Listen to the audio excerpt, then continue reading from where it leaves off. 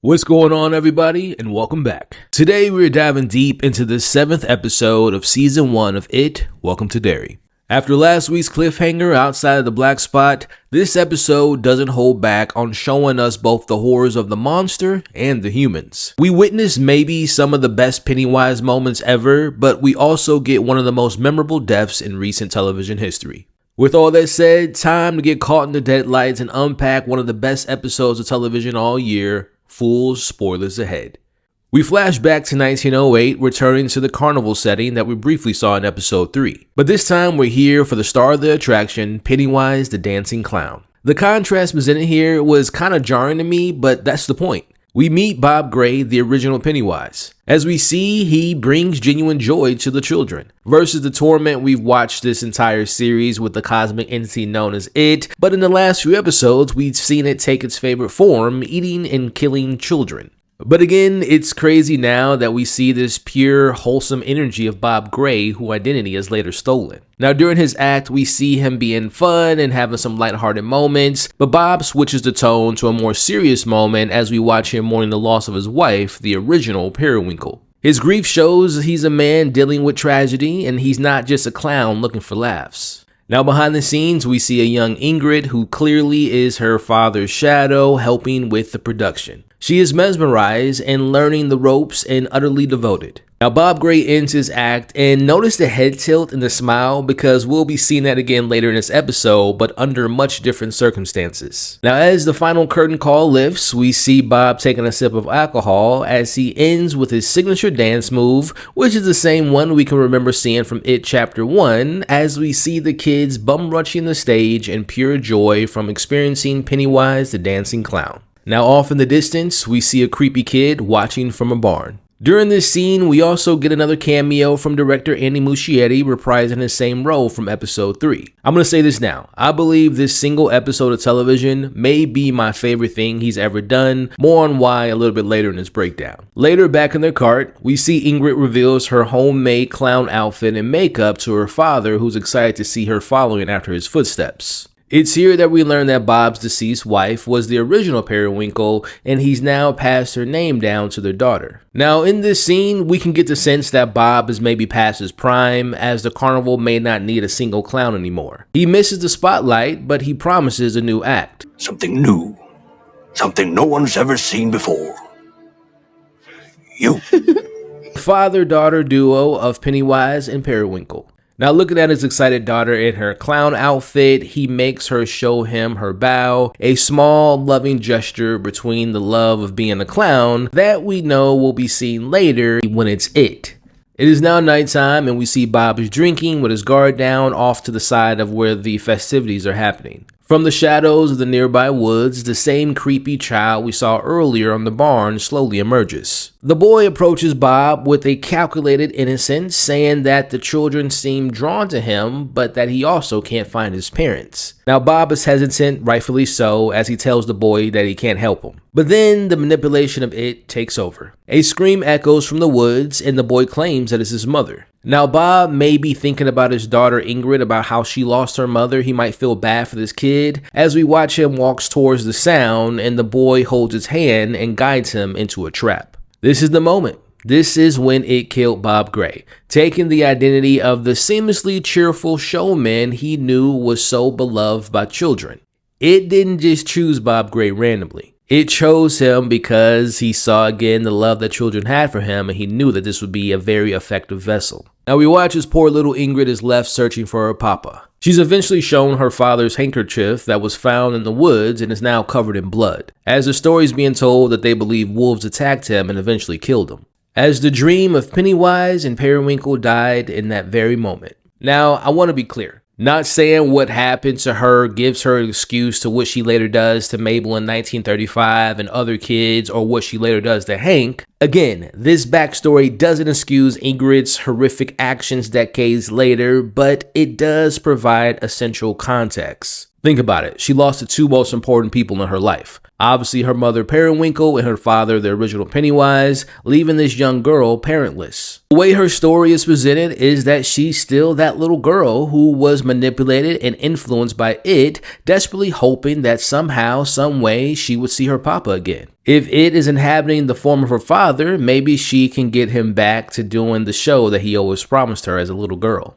But like we discussed last week, this just reaffirms that Annie Muschietti's take on Bob Gray and his backstory is much different than what it is in the book. In Stephen King's book of It, we intentionally know very little about Bob Gray, which I know a lot of people prefer. As the saying goes, less is more. The less you know about something, the more interesting or terrifying that person or story can be. And while I agree with that sentiment 9 times out of 10, I do feel like for the sake of this particular story, it works to have the backstory here. The story of Ingret and the origins of Periwinkle and Bob Gray, the original Pennywise, gives Bob Gray this depth, this sadness, and better understanding to the story that is being told. It really adds layers to Ingrid's connection with Lily as well. They both share profound trauma of losing their fathers, though Lily's loss is directly at the hands of the entity masking itself as Ingrid's father. But now the time has come to break down and discuss the tragedy of the Black Spot Massacre. We watch as Clint and his angry racist mob descend on the Black Spot with their guns drawn, demanding to get Hank. Halloran tries to negotiate, knowing Hank isn't there, but Hank, seeing the potential for bloodshed, makes the ultimate selfless move as he gives himself up. Except, deep down, I have a feeling that this mob wasn't looking for a peaceful surrender. They were here to look for violence. Now we watch as Hank steps forward, but he's held back, and this is where the guns are drawn on both sides. Now we see the masked figures pretend to retreat, essentially waving a white flag, only to immediately lock everyone inside of the Black Spot. What follows is pure, unimaginable chaos. We watch these masked cowards light Molotov cocktails and send them flying through the windows. Inside, it is pure mayhem. We have bullets going all over the place, there's screams, there's fire, and people desperate to find an exit.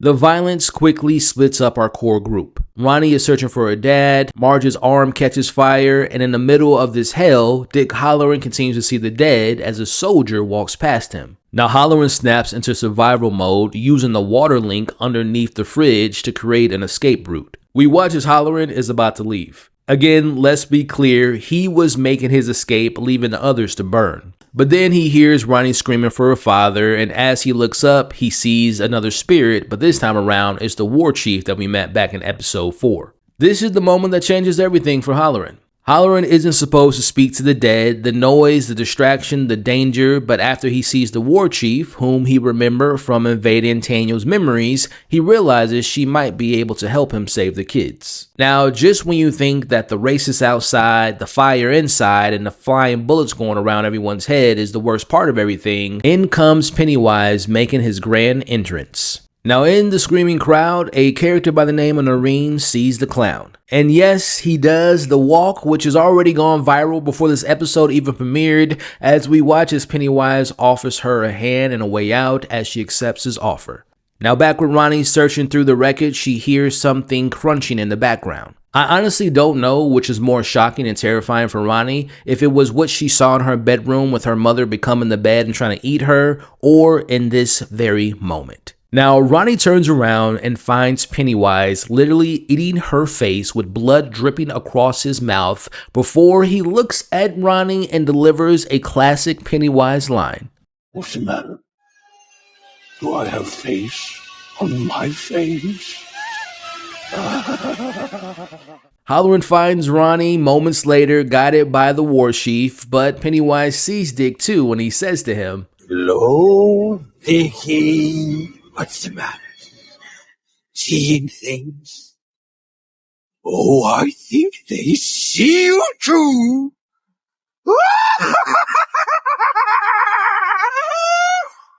It was in this moment that I paused the episode for a moment to collect my thoughts, and I said to myself, I don't think Pennywise has been more imposing. This might be the most terrifying, brutal, diabolical, and the best version of the clown that we've ever seen. He is fully integrated in the human horror, feeding off of the hate crime unfolding around him. Again, I love Bill Skarsgård, but I think watching Pennywise in this entire sequence is the best he's ever been, and Bill Skarsgård is amazing in the role. Now, back to the scene, we see Halloran asking the war chief where to find the rest of the kids. Now, back outside, Clint listens and watches the horror he and the others have created as they have zero remorse for their actions in committing a violent hate crime. Now, most of them get away unharmed, but remember, we've got one episode left, so they're not completely out of the clear for us seeing them getting introduced to it and hopefully dying in the most brutal way possible. Now, with the war chief's help, Halloran and Hank start getting the kids out.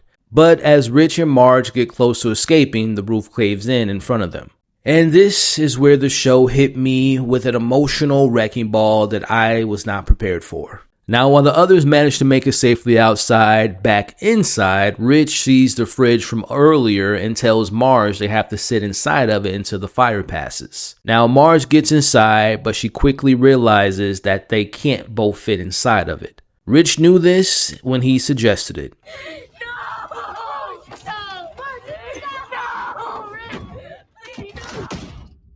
As he closes the door and climbs on top of it to assure her safety. He tells her that knights don't just pee in pots, which is a callback to the cafeteria conversation from the previous episode. Knights also protect maidens. He recounts the first time he saw her, how pretty she was, as we watch him kiss the fridge, and we see these two young innocent kids tell each other how much they love one another.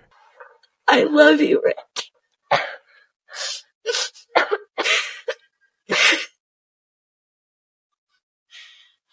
I love you too, Marge. Pardon my French, but holy shit, who was cutting up the onions? You can watch my reaction available on the channel now, but seriously, what an emotionally wrecking mess I was during this scene, and these kids' performance was incredibly moving, and you felt the pain. I'll just speak for myself. I felt the pain, I felt the love they have for one another. It was just such a heartbreaking moment. It honestly kind of reminded me of the scene from Titanic with Rose and Jack towards the end of the movie when they were trying to fit on that door, but in a much different way. But if I'm being honest, I kind of got more emotional with this scene than I did with Rose and Jack. But I want to take this moment to give the young actor his flowers. What an incredibly talented child actor, and Rich as a character was just so delightful. Think about it. He literally had zero skin in the game. He didn't have to help the others in finding out what happened to Susie, Maddie, and Phil and Teddy. He didn't even know them.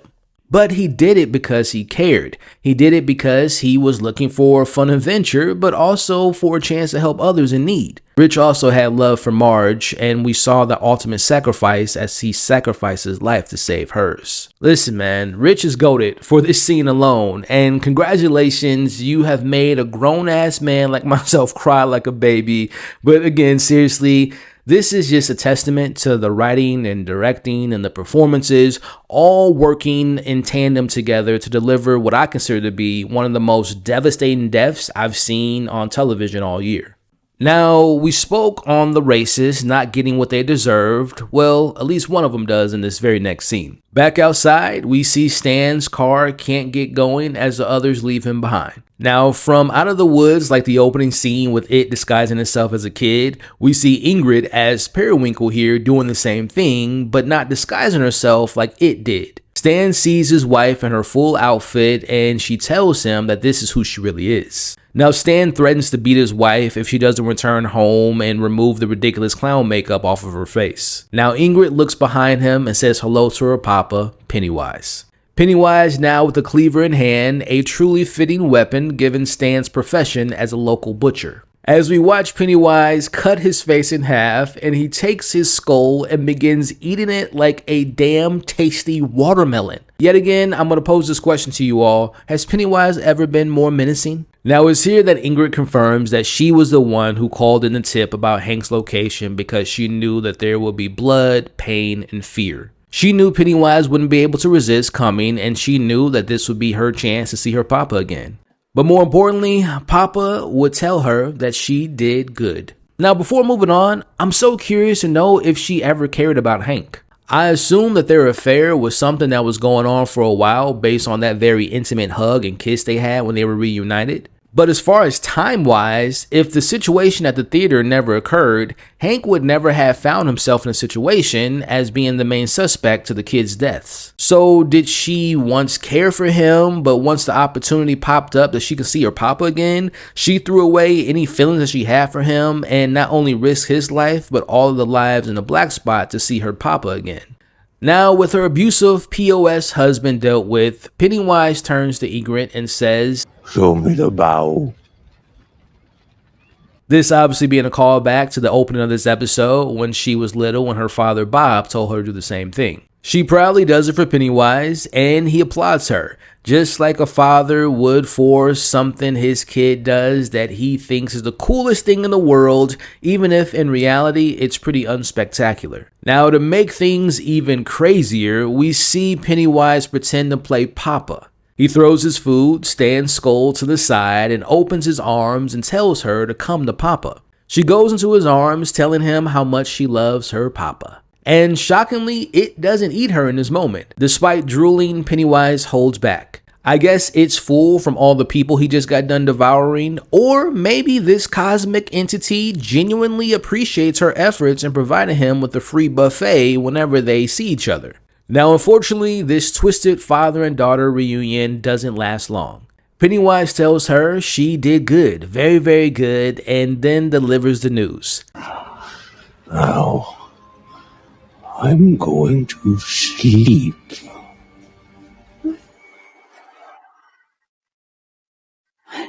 But not to worry, he'll return because, as we know, it always returns. Now, Ingret begins panicking because this means she'll have to wait another 27 years to see her papa again. She begs for him to not leave and even grabs Pennywise's arms and pleading don't abandon her again. It's in this moment as Pennywise looks back at her and she finally realizes this isn't her damn father. Why, I'm Pennywise, your dancing daddy.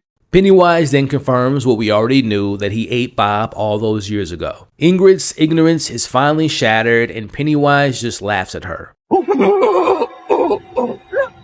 Oh, he still lives inside of me. Yes, he does.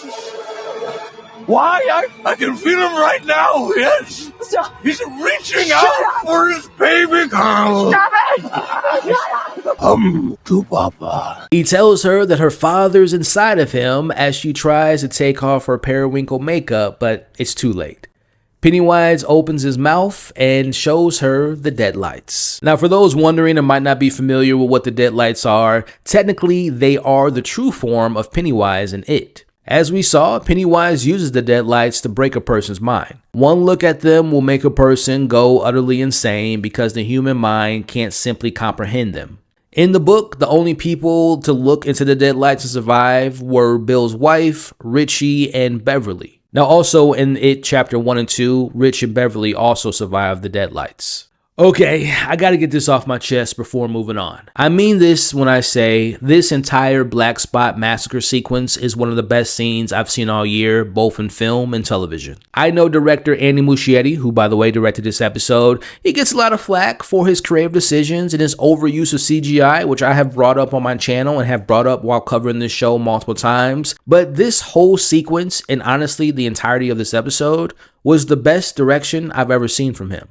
And look, this is coming from someone who's been around since 2013's Mama, his directorial debut, all the way into The Flash. I'm a fan of his, but again, he tapped into another level with this episode. But I also want to give kudos to the writers and the entire cast and crew for all being on point to bringing this great episode together. Now, narratively speaking, I also really appreciate how, with all the thrills, the scares, and the incredibly brutal moments of Pennywise being truly great, the show never forgot the real horrors of the world. What the racist mob did to those people inside was an example of how some evil and corrupt humans can be even more evil than the real monsters. Again, I want to acknowledge this. What a moment for television.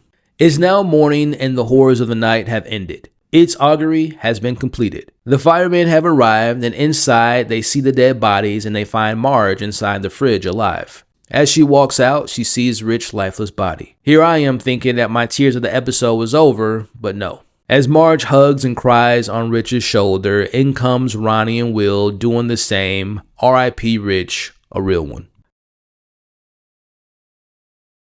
Outside, the kids are broken, and we see some lady removing her wig and begins laughing. Now, they say some people react to traumatic experiences differently, and I don't know if that's what we're witnessing here, or if there's more to what she's laughing at. I don't know if this was it, or maybe something else entirely. Comment your thoughts on her reaction in the comments below. Now, we see them loading Ingret up to go to the asylum. Again, her mind's broken, and she'll never be the same. Now, as I mentioned before, I think it's a sure bet that we'll be seeing more of Ingret in season 2 and 3 of this very show, but I do wonder if we'll see her again in next week's finale. Now, we get another tender moment as Marge sees Rich being taken away. She sees his hand hanging from the side and holds it one last time before gently placing it back inside as Ronnie and Will comfort her.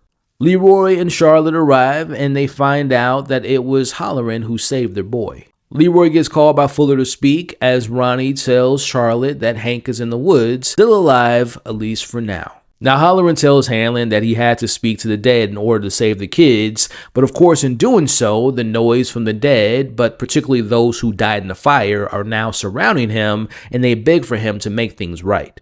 Halloran tells Hanlon and Fuller that it is no longer here, that the light is gone and he went to sleep. Halloran also tells them that he can now help them find at least one of the pillars by following the war chief to where they were buried.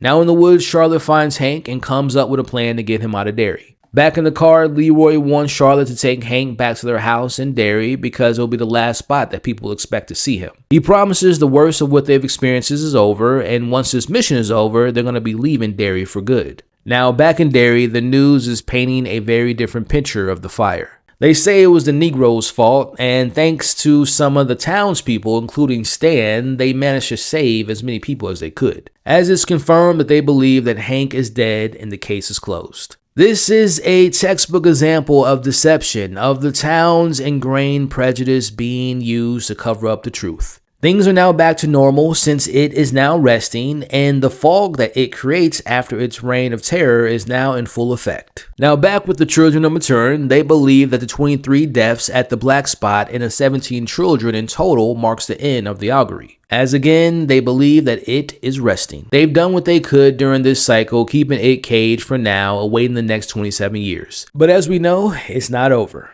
Back at Charlotte is preparing Hank for his escape. Now, Will is told to stay home because, as Charlotte points out, despite the monster resting, the real monsters are still roaming around town. As he's not allowed to tell Lily about Rich, having Will stay home would later prove to be a mistake. Now, speaking of Lily, we go to her house and we find her in her room and she just looks a complete mess. She looks like she hasn't slept in days as she remains to hold on to the weapon by her side. As Marge and Ronnie tell her the news about what happened at the Black Spot, they also share the unfortunate news to what happened to Rich. It was in this moment that you'll notice that she's no longer holding on to the weapon because I feel like she doesn't feel the presence of it, but also she can now be with her friends and mourning their other friend that they lost.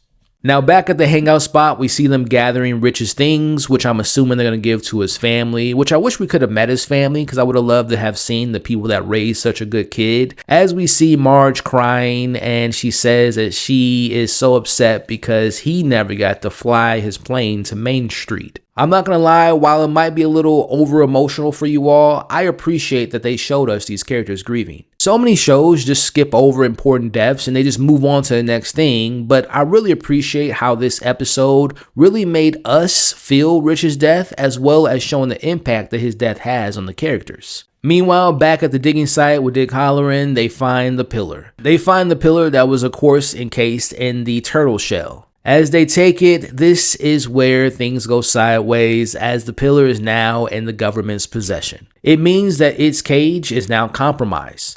One less anchor means the cage isn't as strong as before and it can roam freely.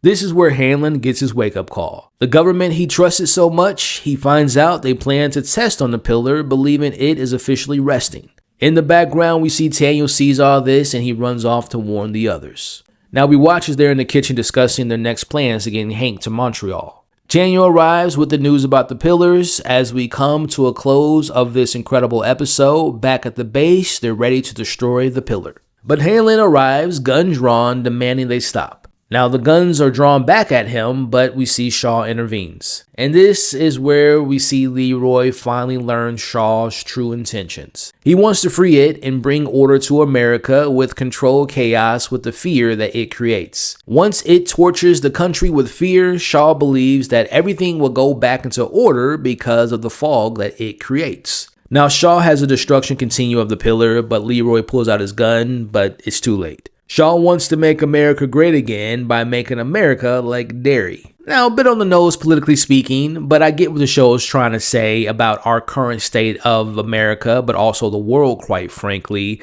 as fear is and has been a tool used by those in power to control the masses. We see Shaw orders Fuller to assure Leroy doesn't leave the base as we see the pillar gets destroyed. Now, as that's happening, we cut to the sewers where we find it sleeping, surrounded by body pieces and his face submerged in blood as it opens its eyes and realizes that the cage is open for it to roam freely and to create more chaos. Our last scene takes us back to the Hanlons as Ronnie calls Will. As she's talking about Rich's death, slowly she begins detailing how great it must have been for his lungs to suffocate like popcorn, making her mouth water. As we realize this is it, and it is antagonizing Will as its voice is getting closer and closer, and we see Will being brave, saying that he's not afraid. As we watch, Will turns around and we see it covered in blood standing on top of the refrigerator, which I don't think is a coincidence. I think this is it being the a-hole that he is, because we know that Rich died protecting Marge in the refrigerator.